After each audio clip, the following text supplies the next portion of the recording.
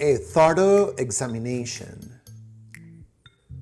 One of the most difficult things in life is to get to know who we are, and even more challenging, it is to identify the traits that need to be changed. This is the reason why a thorough examination of who we are is absolutely needed if we're attempting to grow. Wanting to change or modify our behavior can be frustrating due to the fact that it's not something that can be done fast or easily. This process usually takes a long time for us to start seeing positive results. One of the most difficult things is that it's hard to see our progress. It's difficult to measure it.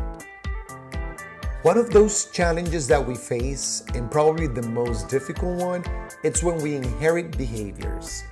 When we grow up seeing certain behaviors at home, and we repeat them mindlessly. Although not all negative behaviors are inherited, most of those are learned at an early age. Parents that yell at each other and other kids, manipulation, physical punishments, and more. For some, changing is quite easy. Many people complain and criticize certain behaviors because they're sure people just don't want to change. However, there are some or many cases in which people can't modify their behavior without the help of specialists.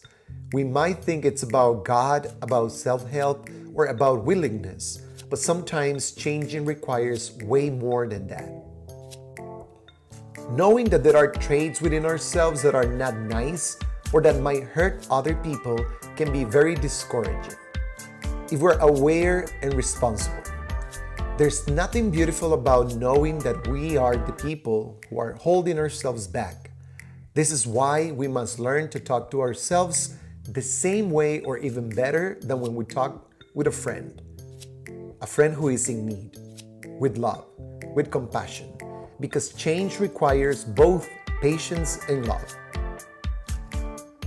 It's about time for us to finally understand the reason why we should modify who we think we are.